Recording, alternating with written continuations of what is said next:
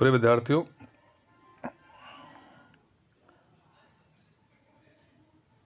पूर्ववर्ती वीडियो की तरह इस वीडियो में हम आपसे न्यूजीलैंड के विषय में चर्चा कर रहे हैं। न्यूजीलैंड की भूआकृतिक स्थिति के विषय में हमने बात की कि यह पूर्णतः उबड़ खाबड़ या पर्वतीय क्षेत्र है। दक्षिण गोलार्ध में स्थित होने कारण से शीतोष्ण आर्द्र जलवायु यहाँ पाई जाती है।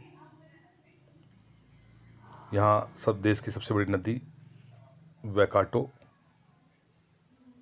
सबसे बड़ा झील टापो और सबसे ऊंचा पर्वतीय चोटी माउंट कुक है। दक्षिण द्वीप के दक्षिणी एल्पस, यहाँ दक्षिणी एल्पस पर्वत चोटी है।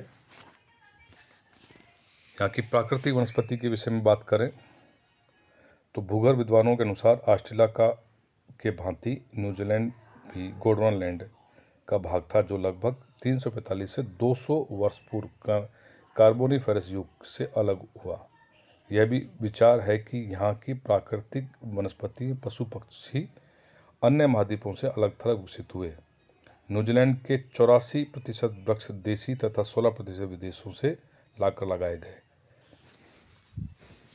यहाँ की देसी मूल नेटिव के वृक्षों में पुका तथा काउरी उल्लेखनीय है। इस समय न्यूजीलैंड की अधिकतर प्राकृतिक वनस्पति में कोमधारी वृक्ष, सदाबहार वृक्षों की बहुतायत है। न्यूजीलैंड की भूआकृतिक का यहाँ के पशु जीवन पर प्रभाव देखा जा सकता है। न्यूजीलैंड के पशु पक्षी भी ऑस्ट्रेलिया के प्रकार के हैं। लगभग 900 ईस्वी में जब माओरी लोग यहाँ आए, उस समय न्यूजीलैंड में केवल चिड़िया, चपकली, मेंढक तथा चमगादड़ ही पाए जाते थे और रेंगने वाले जानवरों में केवल तुआतारा पाया जाता था। उस समय न तो यहाँ मांसाहारी जानवर थे और न ही उड़ने वाली चिड़िया हुई थी। थोड़ी उड़ने वाली चिड़ियाएँ किसी कीवी, ककापो तथा टकातारे आज भी देखी जा सकती हैं। बड़े पशु जैसे मोस आदि भी मानव ने शिकार करके नष्ट कर दिया। देश के सामने ये केवल वन नाशन और मिट्टी की अप्रतिम समस्या है, अपितु यहाँ की प्राकृतिक वनस्पति और पशु पक्षियों की विभिन्न प्रजातियां में के विलुप्त होने के भी संकट हैं। तो प्रिय विद्यार्थियों, न्यूजीलैंड विश्व में एक अलग थलग द्वीपीय देश है। इसके दो भाग हैं, उत्तरी आइलैंड्स और दक्षिणी आइलैंड्स। उत्तरी आइलैंड्स में ऑकलैंड, हैमिल्टन, रोटोरू, नेपियर, ये सारे कोस्टल एरिया पे बसे हुए नगर हैं। दक्षिणी गोलार्ध में बात करें तो दक्षिणी गोलार्ध में आपके दक्षिणी द्वीप के में सेंट स्टीवर्ट आइलैंड्स है, ड्यूडेन है, क्राइस्टचर्च है।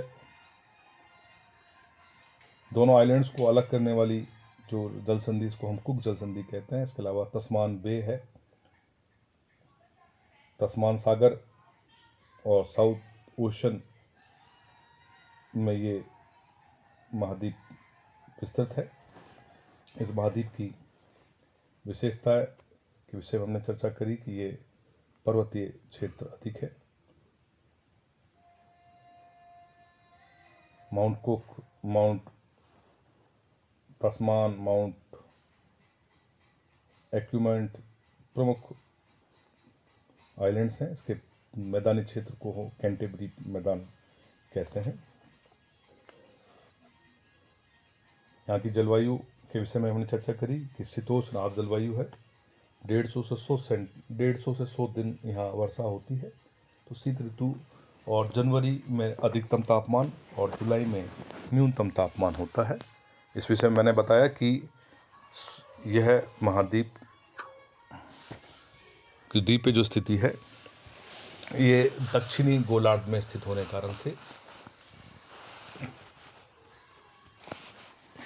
जनवरी फरवरी में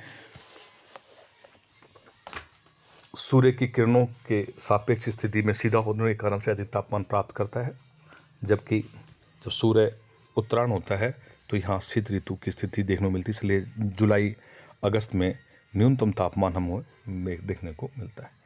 यहाँ की मुख्य जनजाति मायूरी जनजाति है, जो मेलिनेशियन, पॉलिनेशियन और माइक्रोनेशियन प्रजातियों से मिलती जुलती है। तो ओशिनिया के दो बड़े द्वीप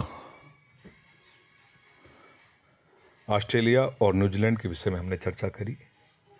दोनों की भौतिक विशेषताओं के विषय में बात करी। इस पहले ऑस्ट्रेलिया के विषय में हमने बताया कि वो शुष्क द्वीप है, और जबकि यह पर्वतीय और शीतोष्ण आर्द्र जलवायु में अधिकतर पाया जाता है। तो प्रिय विद्यार्थियों,